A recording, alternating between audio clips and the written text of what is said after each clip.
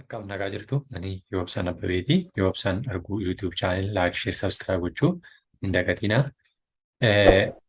Barnoota og-artii boqonnaa tokkoffaa bu'uuraa artiistawaa kan jedhu yeroo darbe kan waliin ilaalledha. Har'a immoo boqonnaa lammaffaa barannoo lammaffaa dandeettii kalaqaa og-artiiwwanii kan jedhu kan waliin ilaallu ta'a jechuudha. Hanga xumuraatti Yoobsaan arguu YouTube channel waliin akka turtan kabajaan isin gaafadha. Eegaa og-artii yookiin immoo akka mata duree irraa ilaalletti dandeettii og-artiiwwanii yookiin kalaqaa og-artii kan jedhu keessatti wantoota achi keessatti ilaaluu qabnu yookiin immoo diba halluu bishaaniif maxxansaa fi kanneen kana fakkaatan kan of keessatti qabatee jirudha. Isaan keessatti egaa namni tokko og-tiyaatirii fi og-fiilmii qopheessuuf jalqaba irratti wantoota isa barbaachisu dandeettii isaa qabaachuudhaaf maal akka isa barbaachisu kan achi keessatti seeneffamu jechuudha. Og-artii keessatti immoo og-argaa ittiin hojjetamu keessaa isa tokko og-fiilmii, og-tiyaatirii keessatti kallattii maaltoota barbaachisu yookiin immoo halluuwwan qal'aa moo halluu furdaa dibata yabbuu moo haphii dibamaa isa jedhu dibaa halluu bishaaniif maxxansaa kan ilaallu ta'a jechuudha. Hiika dibaa halluu gaafa ilaallu tokkoffaan tooftaalee hojii og-argaa yookiin immoo kallattiin ilaallu jechuudha. Bakkawwan garaagaraatti wantoota adda addaa hojjetaman turee fi ittiin hojjetamaa jiru keessaa isa tokko ta'ee dibanni isa tokkodha jechuudha. Dhalli namaa bara durii jalqabee gara rakkisaa fi haala jireenya isaa keessatti kalaqa keessa jiraachaa tureera. Erga itti fayyadamuu jalqabees immoo bubbulee akka inni jirudha. Dibata halluu jechuun halluu dibaa fi wantoota birootti gargaaramuun wantoota fuula jajjaboo qaban irratti fakkii saxaxaa fi ogummaa miidhaginaa kan ittiin dalagamu jechuudha.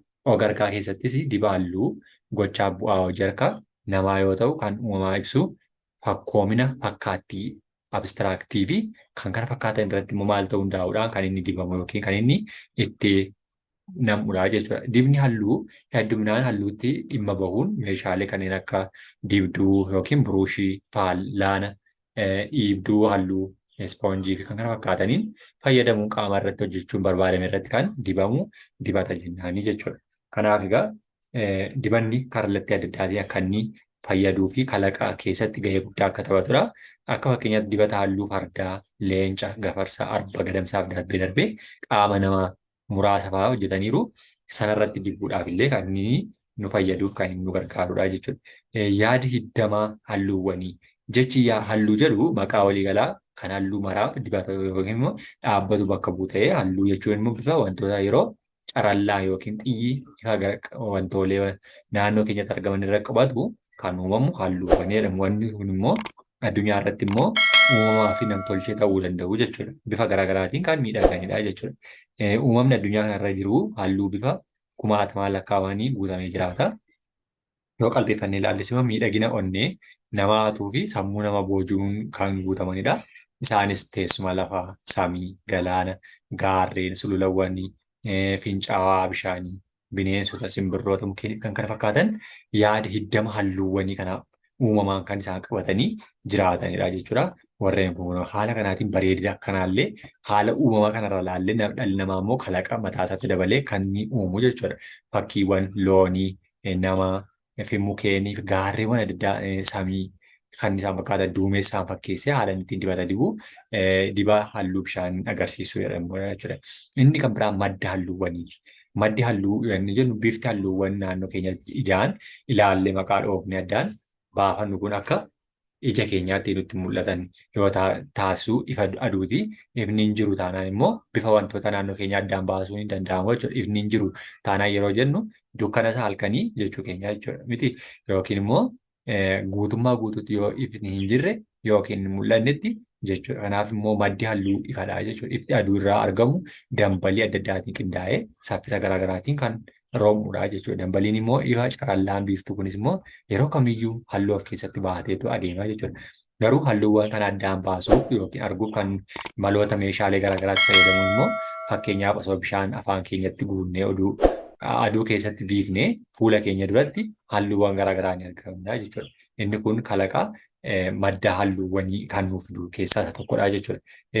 Kanneen akka piriizimii keessaa madda isaaniirraa ka'uun kallattii sirriin kan darban immoo osoo xiyyiifaa dabee darbuu danda'a ta'e immoo gaaddidduu yookiin gaaddisa wanti jedhamu kamuu hin uumamu ture jechuudha. Dabuu hin danda'u waan ta'eef jechuudha. Garuu xiyyiifaa aduu kun yeroo maal piriizimii keessa darban kallattii isaanii jijjiiranii kan qofa adda addaatiin bittinnaa'anii waraqaa irratti adii irratti yeroo qubatan fa'aa uumamuu danda'u jechuudha. Bifni xiyyaas kun egaa kallattii adda addaatiin jechuudha. Iskiriiptamiin kun akka sababa waaqaa yookiin immoo halluuwwan bifa garaagaraa torba kan of keessaa qabanidha. Isaanis immoo viiktii yoor jedhamuun beekamu. Viib giyoor qubee akka buutee halluuwwan iskeeptiraamii keessa darbanii torban jalqaba maqaa afaan Ingiliffaa isaaniirraa kan fudhatamanidha jechuudha. Tokkoon qubeewwan kunneen immoo afaan Ingiliffaa halluu maal akka qabaatan bu'uu fi tartiiba maqaan kun ittiin moggaafame keenyaan asiin gadi ta'eera jechuudha. Warreen kana fakkaatanii jechuudha. Diimaa, burtukaana, keelloo, magariisa, cuquliisa, indigoo, dhilgee kan jedhaman irraa ifa aduu carallaan karaa adda addaatiin piriizimii keessa darbuutiin kan moggaafamanidha jechuudha. Viibgiyoor jechuun immoo mala gara oliitti yeroo dubbifamu raa kan jechuun kun reed diimaa, oo jechuun oranjii yookiin burtukaanii, yeloo keelloo, giriinii, biluu, indingoo fi vaayoleetii warreen jedhaman warreen kana hunda isaaniitiin jallaarra gara oliitti gaafa dubbisnuun haala kanaatiin halluuwwan kan arganna jechuudha. Halluuwwan egaa ispeektiraamii keessa jiran torban yeroo walitti makamanii ida'ama yookiin immoo ifa aduu adii qulqulluu ta'e nuuf kennu jechuudha. Bifti halluu aduu qabu adii immoo halluu garaagaraa qabatee yookiin immoo jijjiiramtee waan mul'attuu fi nutti fakkaachuu yookiin immoo nutti mul'achuun ishee garaagarummaa uumte jechuudha. Kanaaf haala kanaatiin mul'achuu ni danda'a jechuudha. Innis immoo atmosferii malee aduun bifa ishee hin jijjiirrattu waan taateef jechuudha. Inni sadaffaan argama halluuwwaniiti. Argama halluuwwanii keessattis halluuwwan naannoo keenyatti nutti mul'atan ilaalu wantoota gurguddoo meeqaa sadii nu barbaachisu jechuudha. Wantoota gurguddoo sana sadii kana fayyadamnee halluuwwan naannoo keenya jiran adda baasuu dandeenya jechuudha. Isaan keessaa inni tokkoffaan ifadha. Dirra yookiin wanta halluu balaqqeessisu ijaa jechuudha. Kana sadan fayyadamnee halluuwwan naannoo keenya jiranii addaan baasuuf nu gargaara jechuudha. Inni kun argama halluuwwaniitiin beekudha jechuudha. Wantoota sadan asiin olii keessaa tokko immoo yoo hir'ate yookiin yoo dhokate wantoota addunyaa irratti mul'atan kamuu arguu kan nuti hin dandeenyedha jechuudha. Hin dandeenyu. Sababni isaa ifni hin jiru taanaan ni dukkanaa'ee jenna malee akka barbaannetti wantoota halluuwwan sana ilaallee adda baasuu hin dandeenyu jechuudha. Kanaaf halluuwwan naannoo keenyatti mul'atanii haala sanaatiin addaan baasuudhaaf kan nu gargaaranidha jechuudha. Halluuwwan xiyyaa yookiin ifaa uumamaa fi halluuwwan namtolchee halluuwwan dibaaf oolan jechuudha. Egaa namni walitti makee yookiin immoo waliin makuutiin kan inni hojjetu jechuudha. Halluuwwan xiyya ifaa warreen jedhaman garuu uumamaan samii irratti yookiin duumessa keessatti kan nuti ilaallu uumamaan malee dhalli namaa kan inni dibe yookiin kan inni uumame. Akkasuma sabbata waaqayyoo kan jedhamu sun kalarii adda addaa kan qabaatu torba jennee suni jechuudha. Haala kanaatiin uumamaadha jechuudha. Halluuwwan xiyya ifaa uumamaa isaan jedhaman akka Isaak Niwutan jedhutti gosoota isaanii keessatti qo'annoo isaa keessatti ifti burqaa madda halluuwwan maraa akka ta'e mirkaneessaa jechuudha. Eenyutu ifti aduu jechuudha. Madda halluuwwan maraati jechuudha. Akkuma kana mata duree darbe irratti immoo yoo ifti hin jirre kallattiinis ta'e al-kallattiin halluu maqaa dhabuun hin danda'amu jechuudha. Maaliif dukkana gurraachuma kan adda bahee hin beekamne waan ta'eef. Sababni isaa dukkana keessatti bifti jiru hundinuu tokko ta'a jechuudha. Innis maal ta'a gurraacha ta'ee argama jechuudha. Kanaaf adda baasuu hin dandeenyu jechuudha. Kanaaf dirqama ifti jiraachuu qabaa dheetu Isaak Niwutan lafa kaa'eera jechuudha. Halluuwwan ifaa argaman warri jedhaman immoo halluuwwan xiyya ifaa piriizimii keessa kallattii garaagaraan darbanii halluuwwan iskiriiptiraamii keessa jedhamu jechuudhaan kan isaanii beekamanidha. Isaanis halluuwwan ifaan argaman halluuwwan namtolchee.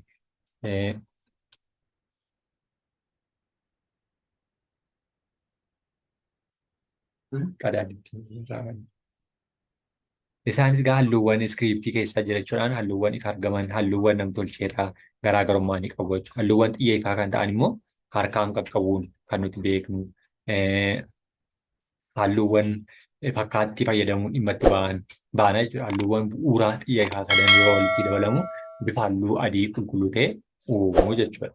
Halluuwwan bu'uuraa xiyya ifaa sadan kaan asii gadii keessattidha. Isaanis immoo warreen kunuunti jechuudha. Gosa adda addaa kan isaan nuu laatan keessattis haala kanaatiin ilaaluu dandeenya jechuudha. Inni tokkoffaan diimaa, magariisaa fi cuquliisa jechuudha. Warreen kun sadaniin addaan baasnee ilaaluu kan nuti dandeenyudha jechuudha. Warreen kana diimaa, cuquliisa, magariisa warreen nuu laatanii halluuwwan uumamaa yookiin xiyya ifaa aduu sadan jedhamanii warreen beekamanii haala kanaatiin addaan baasnee ilaaluu dandeenya jechuudha. Kun warreen sadan bu'uuraati jechuudha. Warreen kan biraa kun haala kanaatiin tirikaa bifa halluu diimaa ifaa kan qabaatu, tirikaa bifa halluu cuquliisa ifaa kan qabaatu, tirikaa bifa halluu magariisa ifa kan qabaatu warreen kana sadaniin adii qulqulluu laatu jechuudha. Gaafa walitti sadan isaanii gosa sadanii walitti maknu jechuudha. Xumurarra kanadhaa diimaa, magariisa, cuquliisa, siyaanii, adii, keelloo fi magariisa kan nuu laatu jechuudha. Haalli warri kun fakkii ida'ama halluuwwan bu'uuraa uumamaa sadan kan nutti agarsiisudha jechuudha. Inni kan biraanii halluuwwan bu'uuraa ifaan argaman sadan kana tokko tokkoon isaanii darbeedhaan yeroo walitti makamanii halluu sadarkaa lammaffaa xiyya ifaa nuuf kennu jechuudha. Isaan immoo tokkoffaa keelloo, maajentaa fi siyaan yookiin garsamii kan jedhamu kun adda kana isheetti argamtu jechuudha. Kun garsamii kan jedhamtu kana ishee kana nuu laata jechuudha. Kun ishee kana ishee gidduu kanatti argamte jirtu yookiin mallattoo kanaa kan qabdu kun lama. Iddoo ishee kana keessa kan jirtu ishee kamiin laatti ishee kana laatti jechuudha. Warreen kun sadan kana keessaa nuu laatu diimaa ida'uu, magariisa ida'uu, keelloo warreen kun sadan isaanii gubbaatti adii qulqulluu nuu laataniiru. Sadan isaanii kun gaafa walitti dhufanii adii qulqulluu nuu laatanii warreen kun garuu diimaa, magariisa, keelloo nuu laatu jechuudha. Kanaaf haala kanaatiin halluuwwan sana ilaaluu dandeenya jechuudha. Warreen kun uumama halluu keelloo argisiisuu keessatti jechuudha. Warreen cuquliisa, diimaa nuu laatan immoo maajentaa kan jedhamu nuu laatu jechuudha. Maajentaa warreen gara harka bitaa yookiin harka mirgaa irratti amma chaartii keessatti ilaallee jechuudha. Inni kan biraanii maajentaan ishee kana keessa kan jirtu kunoo diimaa, cuquliisni gaafa walitti makaman maajentaa kan nuu laatee jira. Ida'amni isaanii jechuudha.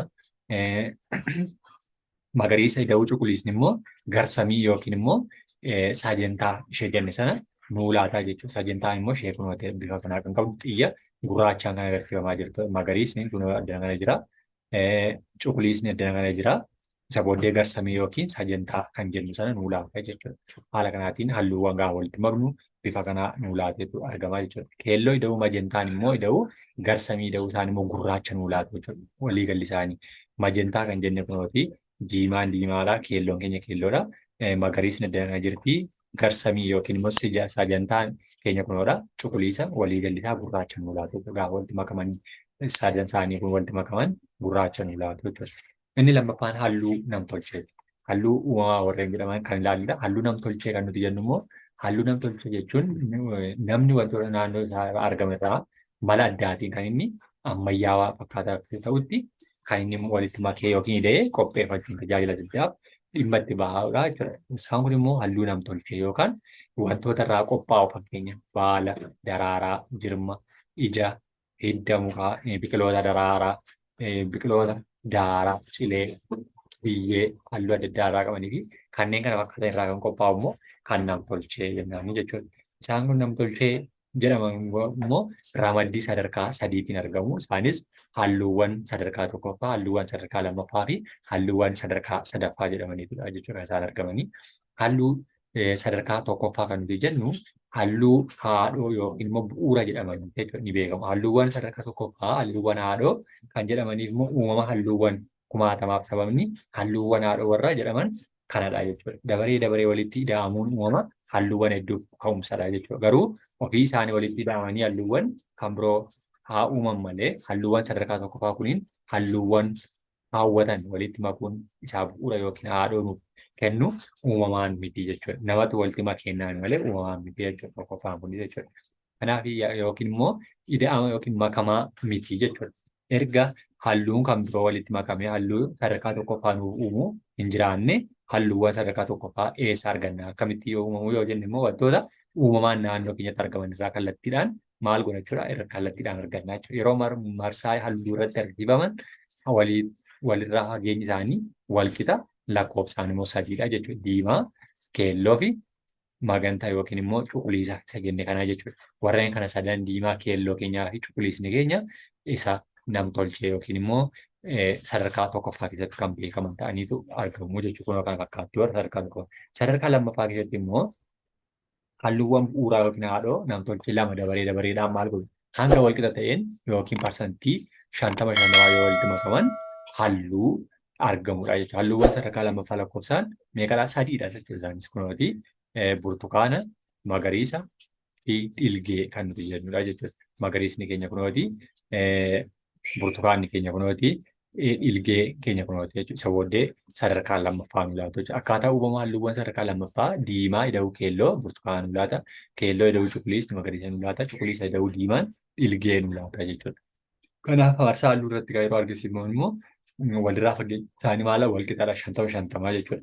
Keelloo, burtukaani, diimaa, vaayoleetii, cuquliisaa fi magariisadha jechuudha. Hundi isaaniiyyuu 50 kan walitti makamanidha jechuudha. Inni sadaffaan halluu sadarkaa sadaffaati jechuudha. Halluu sadarkaa sadaffaa halluuwwan giddu galeessa jedhamanii beekamu.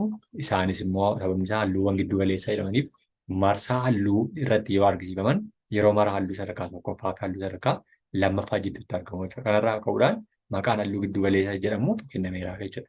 Haaluma kanaan gara sadarkaa sadaffaan halluuwwan bu'uuraa namtolchee lama hanga wal caalu walitti makuun yookiin halluu bu'uura namtolchee tokkoo fi halluu sadarkaa lammaffaa tokko hanga walqixaa walitti makuun kan argamudha jechuudha. Halluuwwan sadarkaa sadaffaa namtolcheen lakkoofsaan immoo meeqaan isaanii immoo torbadha jechuudha. Lakkoofsaan torbadha. Diimaa, ida'uu burtukaana, diimaa hir'isuu burtukaana, diimaa baay'ee ida'uu keelloo xiqqoo walqixa diimaa hir'isuu burtukaana nu laata. Diimaa ida'uu ilgee walqixa diimaa yeroo laatu diimaa irraa madeessine ilgee hir'isna. Diimaa baay'ee irraa ida'uu cuquliisa xiqqoodha.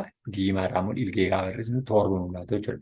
Kanaaf keelloo magariisaa fi keelloo yeroo ta'an immoo burtukaana irraa hir'isna. Keelloo baay'ee diimaa xiqqoo keelloo hir'isuu burtukaana.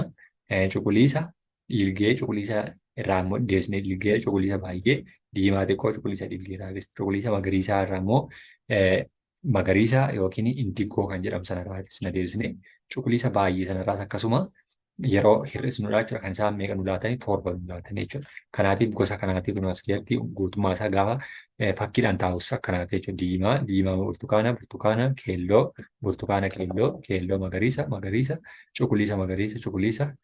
cuquliisa vaayoleetii fi diimaa vaayoleetii diimaadha jechuudha. Hundi isaanii wal qixxee ta'aniitu giddu galeessaa jedhamanii isa sadaffaadhaan beekamu jechuudha. Inni kan biraan marsaa halluuti. Marsaa halluu kan jennu halluuwwan faallaa walii ta'an irratti irra deebi'uun erga shaakalteen booda halluu dibaa argisiisuu yookiin shaakalsiisuudha jechuudha.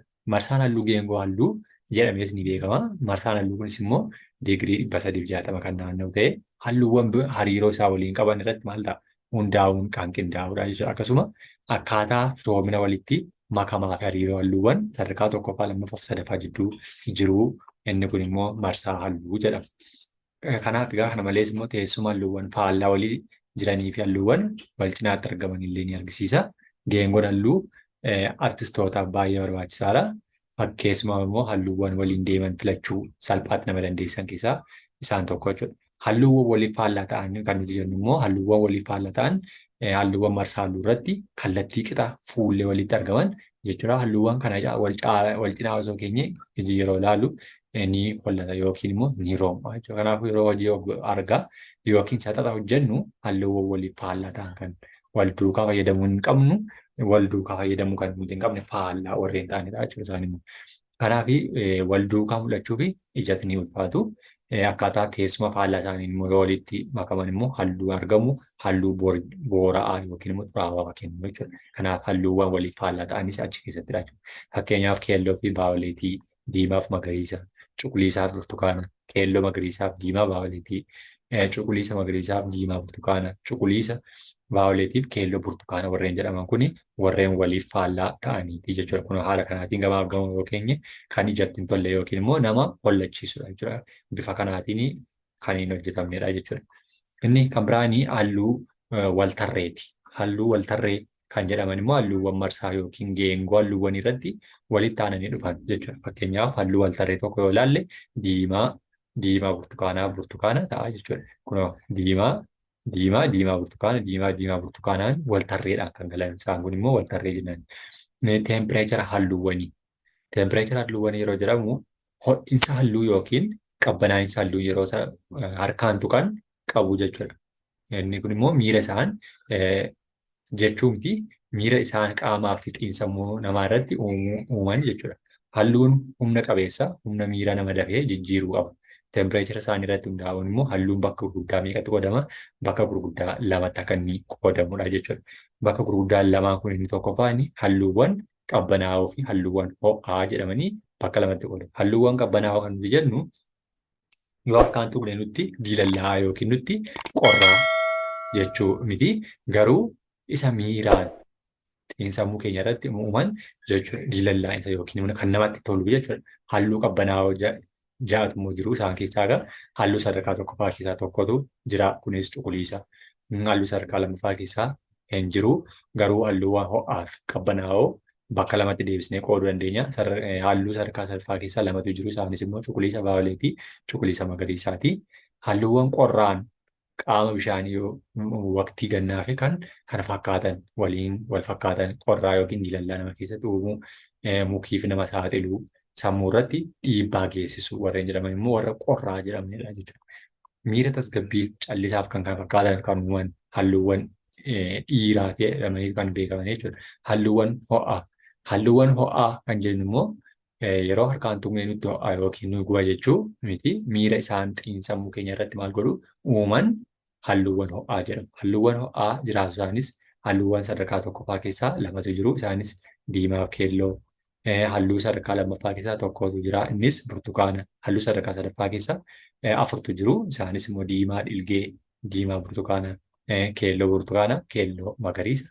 Halluuwwan ho'aa jedhamaniitu beekamu jechuudha. Ho'aa guddaa nama keessatti uuman wantoota fagoo dhiyeessanii nutti mul'isu. Halluuwwan ho'aan qaama ibiddaa yookiin volkaanoo waqtii bonaaf kan kana fakkaatan waliin wal fakkaatu miira namaa dadammaqsuu halluuwwan shamarraniif daa'immaniif jedhamaniitu warreen beekaman warreen halluuwwan ho'aa jedhamanidha jechuudha. Maaliif sababa ofitti nama harkisaniif yookiin si'aayina nama dadammaqsanii fi warreen kana fakkaatuun kan beekamanidha jechuudha. Inni kan biraan akkaataa halluu itti arginu. Halluun ijaan arginee agarree kun cuquliisa kun immoo magariisa jennee addaan baafan kan maddu ifa aduurraati. Amalli wanti tokko dhuunfaatti qabu damballiiwwan kan of keessatti liqimsee yeroo hambisu isaan kaan immoo balaqqeessuun argisiisaa jechuudha. Yeroo carrallaan ifaa qaamolee halleffannaan yookiin immoo halluu qaban tuqu qaamolee wantoota damballii ijaarsa toomii isaanii waliin kan wal simu ofirraa balaqqeessuun isaan kan simne immoo xuuxee hambisaa jechuudha. Kanaaf uffanni bifa diimaa qabu halluuwwan kaawwan xuuxee fa'aa halluu diimaa balaqqeessisaa akkasumas ifti aduu halluuwwan garaagaraa qabu yoo wanta bifa halluu cuquliisaa yookiin magariisaa qabu tokko irra qubate dambaliin isaa halluuwwan kunneen fakkaattii liqimsee cuquliisaa fi magariisa ol balaqqeessuun akkaataan itti mul'isu inni halluuwwan kana ilaaluu dandeenya jechuudha. Haala kanaan cuquliisni kana keessaatiin magariisni kana keessaa haala kanaatiin kan inni argisiisu jechuudha. Halluuwwan mul'atan yookiin ogartii keessatti kan mul'atu jechuudha. Kana jechuun wanti tokko bifa halluu qabuun kan mul'atu halluuwwan xiyya ifaa keessa jiran ofitti gadi liqimsuun halluu mataa isaa ta'e balaqqeessuu mul'isa. Wanti bifa gurraacha qabus halluuwwan ispeektiraamii ifa torban akkuma jiranitti ofitti liqimsuu bifti gurraacha akka mul'atu yoo taasisu halluun adiin immoo ofii yoo irratti qubatu halluuwwan ifa aduu keessa jiran hunda deebisee balaqqeessuun bifa adii qabaate akka mul'atu illee akkaataan taasisu keessaa tokkodha jechuudha. Isaanis kun gurraacha kana fakkaata ofirraa yeroo calaqqeessu adiin immoo deebisee adii balaqqeessaa isaatiin ofitti fudhachuuf ofirraa balaqqeessuutiin kan inni beekamu jechuudha. Diba halluu bishaanii hojjechuuf kan wantoonni barbaachisanii halluu bishaanii, deebduu halluu bishaanii, waraqaa furdaa, baattoo, paaleetii yookiin waan halluu irratti walitti maknu kun nu barbaachisan keessaa kan duraati. Inni kan biraan gosoota halluuwwanii diba halluu bishaanii ittiin hojjechuuf gargaaran keessaa bishaan qofaa kan bulbulamaa yookiin qallatu ta'ee yeroo dibamu amala dafee goguu fi yeroo bishaan qallifamu immoo qallachuu danda'u halluu bishaanii gosoota halluu garaagaraa kan qabaatu yoo ta'u kunis kan qophaa'u bifa dhangala'oo fi jajjabootiin ta'a. Hojii dibaa halluu bishaanii keessatti immoo tartiiba isaa eeganii hojjechuu fi mala halluun bishaanii qabu beekuun barbaachisaa ta'uusaa kan itti adda baafannu keessatti warreen jalqabaati jechuudha. Ogeessonni tokko tokko hojii dibaa halluu bishaanii hojjechuun dura wanta hojjechuu beekuu yookiin wixinee isaa qopheeffachuu akaakuu halluu wixinee isaa waliin deemu yaada isaa ibsuu fi isa mijatu adda baasee beekuu kan inni qabu keessaa jalqabaa jechuudha. Fakkeenyaaf biqiloota gaafa agarsiisnu magariisa kana fayyadamneerra magariisaa fi gosa kana fayyadamna. Mana yookiin mana qorqoorroo yookiin samii gaafa irra keessaa kaasnee jiru bifa inni fayyadamu sana adda baasnee beekuu nu fayyada jechuudha. Halluu yookiin immoo halluu bishaaniin hojjetame agarsiisne yookiin dibuudhaaf jechuudha. Halluu bishaanii yookiin immoo gosoota adda adda biraadhaanis biqiloota lafa taa'anii jiran dibuudhaaf illee halluu gosa akkamii akka nu barbaachisu.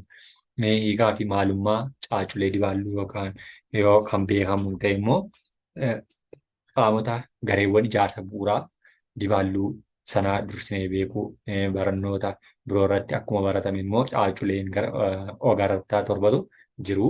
Isaaniinis immoo akaakuu ogargaa kanneen akka dibaalluu wixinee ta'an keessatti foormii barbaachisnetti immoo caaculee dibaalluu bu'uuraa kan ta'an akka ja'a ta'anii jiran himuu isaanii sana beekuun immoo dirqamadha jechuudha. Isaanis halluu vaaliyuu yookiin toonii sarara bocaa fi bakkaa fi sookkisadha jechuudha. Isaan kunis immoo toonii yookiin vaaliyuu jechuun ifumaa fi dimimmisaa'ummaa halluu jechuudha. Toonii wantoota qaama diriiraa qaban irratti foormii yookiin fakkeessuu uumuu gargaara. Garaagarummaa toonii foormii yeroo halluun hojjetamu waan harkaan qabamuu danda'u fakkaatee nutti akka mul'atu taasisuu gadi fageenyaaf walirraa fageenya rukuttaa yookiin irra deddeebi'uu uumuuf gargaara. Halluu dibaaf oolu akaakuu tooniiwwanii garaagaraa dhumaa hin qabne kanneen qaban keessatti addaan baasuuf illee kanneen nu fayyadudha jechuudha. Isaanis immoo halluuwwan gosoota kana keessaa vaaliyuu iskeelii halluuwwanii argisiisan sarara kamiin yoo qoqqoodne bifa adda addaa nu laatu. Asii ol immoo dalgamoo irraa gadee sararree jennaan bifa adda addaa akka isaan nu laatanii karaa ittiin beekuu dandeenyu keessaa warreen muraasaati jechuudha. Isaanis gosoota kanaas kan qaqqabanidha jechuudha. Inni biraan maxxansadha. Maxxansi adeemsa artistaawaa barreeffama salphaa fakkii fi kan kana fakkaatan hojjechuudhaan maloota adda addaa fayyadamu karaa wantoota biroo irratti ittiin darbu ta'ee ergaa tokko bifa wal fakkaataa ta'een namoota hedduudhaaf baay'isuun karaa ittiin dabarfamudha. Fakkeenyaaf kanneen akka barruulee adda addaa, gaazexaa, fakkiiwwan, kitaabilee fi kan kana fakkaatan isaan kunis maxxansa warreen jedhaman keessatti warreen qoodamanidha jechuudha. Akkaataa hojii maxxansaa gaafa ilaallu akaakuuwwan tooftaa hojii maxxansaa ittiin hojjetaman hedduutu jiru. Isaan keessaa immoo garaagarummaa qabanii tooftaa isaan ittiin maxxanfamanii fi tajaajilli isaan kennan yookiin oolanis garaagarummaa ni qabaatu. Isaan keessaa immoo akaakuuwwan maxxansaa warreen jennu maxxansa jechuun saxaxni yookiin bocni al tokko hojjetame irra deebi'amee baay'ifamuu isaatiin maqaan kun akka kennameef ibsa gara oliitti ilaalleef ni arganna. Haa ta'u malee saxaxni hojjetamee qophaa'etti haalli maxxansa isaas garaagarummaa akka qabaatu meeshaalee ittiin maxxanfamanii adeemsa hojii isaa salphaarraa gara walxaxaatti kan adeemu maloonni maxxansaa hedduu akka jiraataniif sababa jechuudhaanis warreen kun immoo akaakuuwwan maxxansaa addaan baasuun kun. Inni kan biraanii wal simsiisuun akaakuu maxxansaa muraasa kan ilaallu yookiin immoo akaakuuwwan maxxansaa mala maxxansaa kallattii akka jirutti maxxansuu mala maxxansaa isteensilii kanneen jedhaman kana lamaanitu jiru jechuudha. Isaan keessaa mala maxxansaa kallattii yookiin akka jirutti maxxansuu malli maxxansaa kallattii wantoota uumamaan jiran kanneen akka baalaa, daraaraa, abaaboo, ija biqilootaa, barruu harkaa, faana miilaa fi kan kana fakkaatan halluun tuquun yookiin halluu dibuun wantoota adda addaa irratti gadi qabanii irra kaa'uudhaan kan kaasuu yookiin boca waan sana kan irraa maxxansan. Malli maxxansaa kun immoo maloota maxxansaa jiran keessaa mala salphaa fi namni kamiyyuu haala salphaadhaan wantoota naannoo jiran irraa hojjechuu danda'udha. Sababni isaa barruu harka keenyaa waraqaa harka keenya kan nuti qalama ittiin dibnee kaasuu dandeenyu waan ta'aniif mala maxxansaa kallattii yookiin akka jirutti maxxansuu jedhama jechuudha. Hojii kanaaf wantoonni barbaachisan akka garaatti ilaalle keessatti baala kaasan taanaan baala biqiltuu kunneen irra keenya kan nuti kaasnu damacaa waan ittiin gadi qaban daawwitii wanta irratti gadi waan barbaanne sana irratti akka nuuf darbuuf dabarsuuf taasisu halluu waan ittiin dibnu yookiin ispoonjii waan irratti maxxanfamu waraqaa sana jechuudha. Akkaataa hojii isaas tokko tokkodhaan gad deebisnee maal gochuu dandeenya haala salphaa ta'een uumuuf nu gargaara jechuudha. Fakkii suura maxxansa kallattii agarsiisuu kan nu dandeessu keessatti tokko ta'etu nu tajaajila jechuudha. Mala maxxansaa isteensilii inni lammaffaan immoo malli maxxansaa Malli maxxansaa isteensilii immoo ogummaa maxxansaa isteensilii kan jalqabe biyyoota Roomaattidha. Booddee immoo beekamtummaa kan argate biyya Ameerikaatti akka ta'e seenaan ni ibsa. Akkuma ogummaa ogartii isteensilii jechuun immoo saaxaxa yookiin boca tokko qopheessanii kutanii keessaa baasuun waraqaa biroo irratti maxxansuu yookiin waraqaa qopheessanii haala saxaxni barbaadame dachaasanii kutuu muruu jechuudhaan mala kanatti gargaaramuun namni saxaxa hojjechuu danda'u kamiyyuu akka fedhetti saxaxa barbaade maxxansuu akka inni danda'u isteensilii waraqaa pilaastikaa huccuu fi kan kana fakkaatan irratti hojjechuudhaaf kan nama gargaaru immoo isteensilii jedhama jechuudha. Inni kunis wantoonni isaaf barbaachisu saxaxni irraa qophaa'u waraqaa huccuu waan waraqaa qabu yookiin maqasii qarabaaf kan kana fakkaatan waan irratti maxxanfamu halluu huccuu halluu fi dibduu halluu mukaa fi kan kana fakkaatan irratti haala kanaatiin kutanii keessaa baasuutiin kan inni irratti maxxanfamu immoo isteensilii jedhama jechuudha. Waraqaa iskuweerii ta'e irratti gaafa ka'u immoo haala kanaatiin dalga sararuutii yookiin cabsinee kan nuti dachaasnee irratti hojjechuu dandeenyu tokko tokko isaanii jechuudha. Kuni haala kanaatiin isa lammaffaa hojjechuu nu dandeessa jechuudha. Isteensilii waraqaa irraa qophaa'e kan halluu dibuudhaan immoo maal gochuu dandeenya meeshaa bifaatiin itti biifnu yookiin waan ittiin halluu sana itti biifnee adda baasnu. Halluu dibame sun akka gogu gochuu waan irratti maxxanfame irraa suuta jechuun isteensilii irraa kaasuudhaan ol kaasnee waan barbaanne sana duwwaa akka argannu taasisuudhaan haala kanaatiin kan qophaa'u keessatti isa jalqabaati jechuudha. Tokko tokko isaanii barreeffama ogummaadha kuni ogummaa haala isaaniitiin keessaa kutee baasaa jirudha jechuudha. Tokko tokkoon qubee ishee tokko tokko qubee baasneerra of eeggannoodhaan isteensilii sana keessaa kaasaa jira erga irra kaa'ee booddee haala kanaatiin tokko tokko ishee jechuudha jechuudha. Shaakala selfojoo gurreessa yaadannoo fi baatii fi solfeejiyoo jechuun immoo jechi afaan xaaliyaanii soolfaa kan jedhamu irraa kan moggaafamedha. Inni kunis immoo sagaloota muuziqaarraa kan dhufe yoo ta'u, hiikaan isaa saayinsii waa'ee dandeettii gurri namaa muuziqaa dhaggeeffachuuf qabuu fi rukuttaa irratti hubannoo isaa irratti gabbifatudha jechuudha. Solfeejiyoon riitimii yookiin rukuttaan fayyadamuun yeedalloo yookiin dhandhama sagalee adda baasnee gurra keenya akka shaakalsiisnu nu gargaaru immoo solfeejiyoo kanneen jedhamudha jechuudha. Rukuttaalee yookiin noottota muuziqaatiin barraa'an harka rukutuun, miilaan lafa rukutuun yookiin immoo sagaleedhaan akka gadi rukutaa isaa qabanitti yoo dubbisne solfeejiyoo barachaa jira jechuudha. Rukuttaa mallattoolee adda addaa gurraan dhageenyu yoo barreessine solfeejiyoo barachuu ta'uu danda'a. Muuziqaa barreessuu, dubbisuu fi kanneen kana fakkaatan solfeejiyoo jechuutiin ni beekama jechuudha. Isaanis immoo sochii sirboota adda addaa shubbisa yookiin dhiichisa rukuttaa dibbee rukutuu shubbisaan fakkeessanii rukutuudha jechuudha. Faayidaa solfeejiyoo. Faayidaan solfeejiyoo immoo akkuma barnoota biroo keessatti shaakalamaa ta'e solfeejiyoo yookiin immoo gaheen solfeejiyoo saayinsii muuziqaa keessatti taphatuu fi dandeettii muuziqaa horachuuf yookiin gumaachuuf olaanaas ta'edha. Kunis immoo muuziqaa keessatti sirboonni faaroowwan garaagaraa miidhaginni fi qindaa'inni irra miira nama hawwatanii fi kaka'umsa namatti uuman mara isaanii bu'uurri ulaagaawwan solfeejiyoo of keessatti hammatudha jechuudha. Fakkeenyaaf rukuttaa tokko, lama, sadii, afur, doo, ree, mii fa'aa kanneen jedhaman keessatti fakkaattiiwwan sanaa jechuudha. Tokkoffaa irratti rukuttaa akkamiin lammaffaa irratti sadaffaa irratti arfaffaa irratti illee rukuttaawwan rukutamaa deemu tokko tokko isaaniitiin kan argisiisu jechuudha. Nootoolee dubbisuu fi rukuttaa shaakaluu. Nootoolee yeroo dubbisnu yookiin yeroo shaakallu tooftaalee garaagaraatti fayyadamne shaakallaa nootoolee fi boqonnaaleen gosoota garaagaraa akkuma jiran rukuttaa adda addaas of keessaa kan qabaatu. Isaanis immoo turtii yeroo rukuttaa isaanii irratti hundoofne dubbisna. Nootoolee yeroo dubbisnu immoo yeroo shaakallu harka keenyaan minjaala rukutuu yookiin miila keenyaan lafa rukutuun adeemsa rukuttaa saffisaa dhaabbata qabuun kan shaakallu keessatti illee gahee qabaata. Isaanis haala kanaatiin yeroo lafa rukunnuuf yeroo tokko tokko ishee nootoolee tuqan cinaa isaanii yoo jiraatte immoo gatii duraa qaban irratti walakkaa gatii ofii isaanii dabalachuun akka isaan dubbifamaa deeman tokko tokko isaanii tokkorraa kan lamarraa kaanii jenneetu dubbisaa deemna. Yeroo sagaleen ol ka'u, yeroo sagaleen gadi bu'u, yeroo sagaleen ol ka'u, yeroo sagaleen gadi bu'u rukuttaan keenya faana dabaluuf faana gad xiqqaachuun isaallee. Sararri oliif gadeen noota jala jiru qaama noottichaa yoo osoo hin taane hanga sirriitti dubbisuu bartanitti gatii turtii isaanii lakkaa'uuf akka salphatu jechuun kan fayyadamu. Boqonnaalee kanneen sagalee hin qabne afaaniin callisii gatiin isaanii immoo harkaan lakkaa'aa dubbisuu yaadadhuudhaafidha jechuudha warreen kun immoo tokko tokkoon isaanii. Harka kee walitti rukutuun yookiin minjaala dhahuun taa laa jechaa rukutaallee asiin gadi shaakaliisa jedhudha jechuudha. Tokkoffaarra taa laa jecha akkaataan itti deemuun akkaataa rukuttaa isaanii tokko tokko isaaniiti. Warreen kanaaf haala tokko tokko isaaniiti shaakala meeshaa wajjin kan deemudha jechuudha. Walitti dhufeenya noottoolee asiin gadiillee ilaaleedha. Sarara keessa kan inni gahaa deemu meeshaa hojii yeroo rukutamu akkaataa inni itti taa jedhee akkaataan sagaleen daddarbaa deemu taa guddaan ta'e taa xiqqaadhaan akkaataa inni itti walitti fufiinsaa fi ciccitiinsaan deemudha.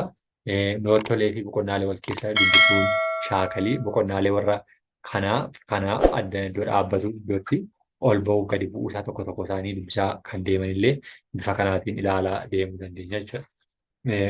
Gurreessaa Itoophiyaa keessatti immoo muuziqaan biyya keenyaa iskeeliinsaa peentaatoonikii jedhamuun beekama. Peentaatoonikii jechuun afaan Giriikii irraa dhufe ta'ee peentaa jechuun afaan Giriikiin 5 jechuu yoo ta'u, toonikii jechuun immoo sagalee guutuu jechuudha. Peentaatoonikiin muuziqaa biyya keenyaa gurreessi isaa oktaavii tokko keessatti sagalee 5 kan qabudha jechuudha. Haala gurreessaa sagalee muuziqaa biyya keenyaa keessatti gurreessaa jechuun isa afaan Amaaraan xinyiiti jedhamu yoo ta'u, kunis immoo ijaarsa sagalee furdaa irraa gara qallaatti yookaan qallaa irraa gara furdaatti sirreeffama wal duraa duuba sagalee seera qabeessa ta'ee jechuudha. Maaltu gurreessaa jechuun yookiin qinyiitii rukuttaansaa jechuudha. Haala kanaatiin gurreessaan biyya keenya keessaa muraasni kan asiin gadittidha.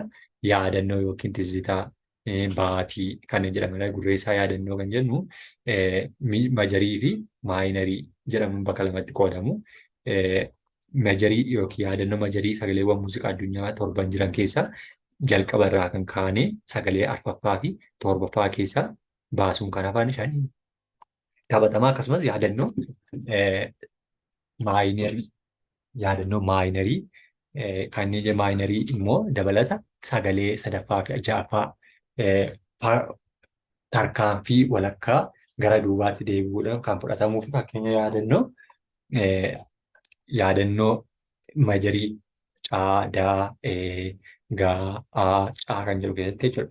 Warreen kanaan haala asii gadiin piyaanoo yookiin immoo kiiboordii xiqqaa irratti sagalee isaa shaakalanii yeroo dubbisaa deemanidha. Ammaaf gaafsuma warreen carraa kan argatanii rukuttaa kana wajjin shaakaluunis caa, daa, faa, gaa, baa, caa jedhetu rukutamaa jechuudha.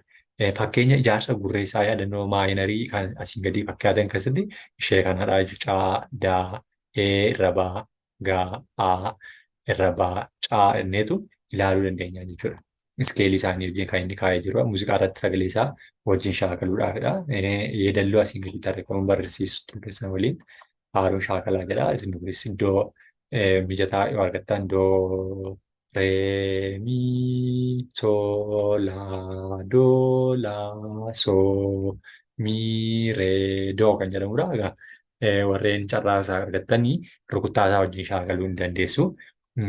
Inni kun doo sol mi do re sol do la sol mi re do jedha. Do sol mi do re do la sol da la sol mi re do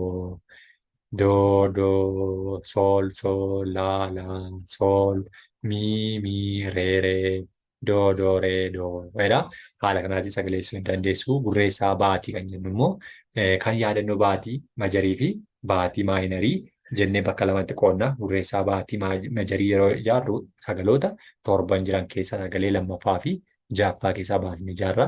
Yeroo baatii maayinarii taphannu immoo sagalee 3ffaa fi 7ffaa irratti tarkaanfii 1 irra 2ffaan duubatti deebinee taphanna jechuudha. Fakkeenyaaf majarii caa, faa, gaa, baa, caa isa haala asii gadiitiin kiiboordii wajjin rukutuudhaan kan inni ibsamaa deemudha. Inni kunis shaakala baatii fi inni kunis shaakalootuma achi keessatti taasifamaa deemudha jechuudha. Inni kan biraan shubbisa aadaati. Shubbisa aadaa keessattis egaa shubbisni aadaa akkaataa ittiin shubbisamu yookiin akkaataan ittiin shubbisamu kan boqonnaa tokkoffaa keessatti baay'ee isaa ilaallee jira jechuudha. Boqonnaa tokkoffaa keessatti akkuma ilaalletti shubbisoota kana tokko isaaniidhaan gaafa ilaallu shubbisa aadaa Wallaggaa, Arsii, Walloo jennee baay'ee isaa kan yeroo darbe keessatti ilaalledha. Isaan keessattis immoo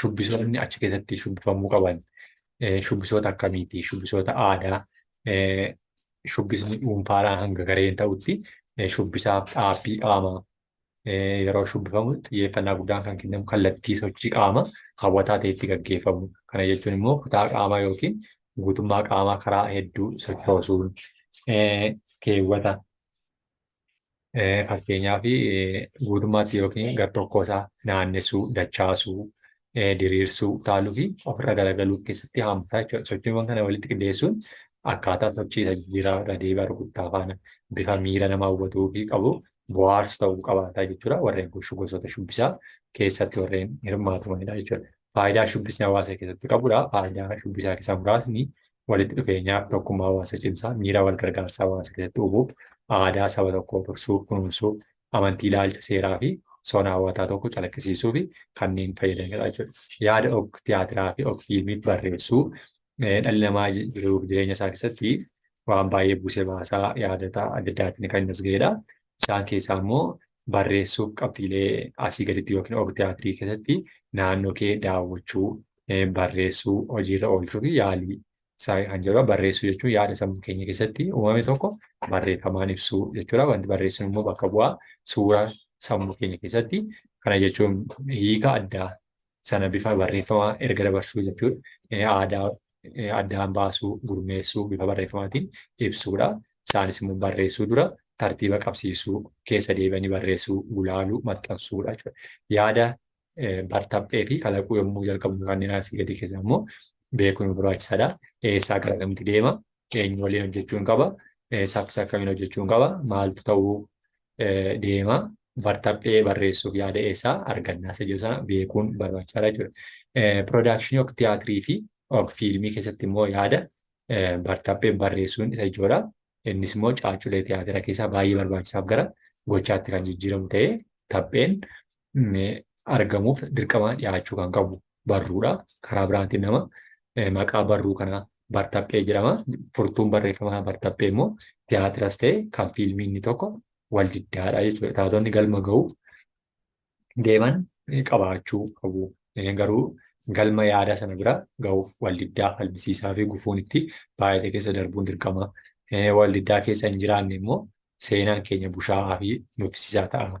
Yaadolee bu'uuraa sana seenaa fiilmii ta'ee tiyaatiraa wantoota akka galaalchaa, kitaabilee, mudannoo, fiilmii namaa, mana tiyaatiraa, dubbiirraa walitti bu'insaa, namaatirraa, fakkiiwwan adda addaarraa, nama seenaa dhuunfaarraa, muuziqaa tiyaatiraarraa fi kanneen kana fakkaatan irraa kan taphatamu kuni bartaphee jenneetu ilaalla jechuudha. Bartapheen fiilmii xiyyeeffannoo isaa kaameraa yoo ta'u, kan tiyaatiraa waltajjiidha. Bartapheen fiilmiitti qophaa'ee waraabame kan nuti duduba kaameraa booddee ilaaluudha. Tiyaatiraa garuu waltajjii irratti daayirektii kallattiidhaan kan nuti ilaalu jechuun bartapheen fiilmii akka waraabbii kennameetti kaameraatiif ta'utti barreeffama. Kan tiyaatiraa immoo akka waltajjii tiyaatiraatiif ta'utti kan barreeffamedha jechuudha.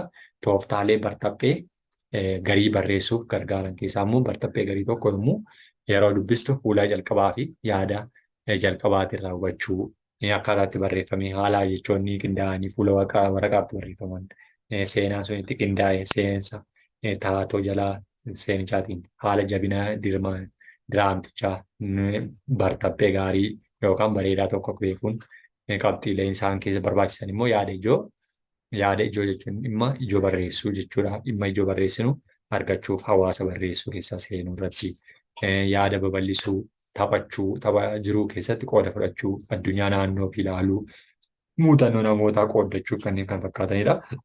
Wantoota bu'uura yaada bartaphee uumuuf gargaaran keessaa muraasni yaada bartaphee miidiyaa hawaasaarraa argachuu, oduu miidiyaa hawaasaarraatti darbu yaada bartaphee ta'uu kan danda'uuf dhimma bahuu, yaada bartaphee ragaa hawaasa adda addaarraa kunis ragaawwan hawaasa ol kaa'aman yookiin yeroo dheeraaf turan irraa bartaphee argachuu, muuxannoo jireenyaarraa yaada bartaphee muuxannoo jireenyaa haala salphaatiin argaman muuxannoo madda odeeffannoo bal'aa yaada miiraarraa haalli akkanaa immoo namoonni maal amala mataa isaanii amala adda ta'e argisiisan isaanirraa fi kanneen kana fakkaatan keessaa fudhachuutiin bartapheen kan qophaa'uu danda'udha. Adeemsa yaada bar-tappeetti jijjiiruu. Warreen kun immoo yaada ijoo yookiin ergaa yaada kalaqaa murteessuu addunyaa seensaa keessatti raawwachuu adda baafachuu, seenaa kalaqaa gabbisuu, nam fakkiiwwanii fi walitti dhufeenya isaanii cimsuu, yaada irra deddeebi'anii xiinxaluu, bar-taphee barreessuu fi kanneen kan fakkaatan isaanii jechuudha. Raawwii tokkoffaa isaanii yookiin mil'uu tokkoffaa keessatti immoo fakkeenya bakki isaan itti taphatan fakkeenya namootaatiin eenyuti barruun maaliif si barbaachise yookiin baruu maaliif si barbaachise baruun barbaadeenii ana hidhuu hin dandeessu kana gochuu hin dandeemta miti maaliifan sana godhaa warreen jedhan fakkeenya isaaniitti warreen kun tokko tokko isaanii dubbisuudhaan kan argachuu dandeessanidha jechuudha. Yoo obsan arguu YouTube channel like share subscribe gochuu hin dagatiina.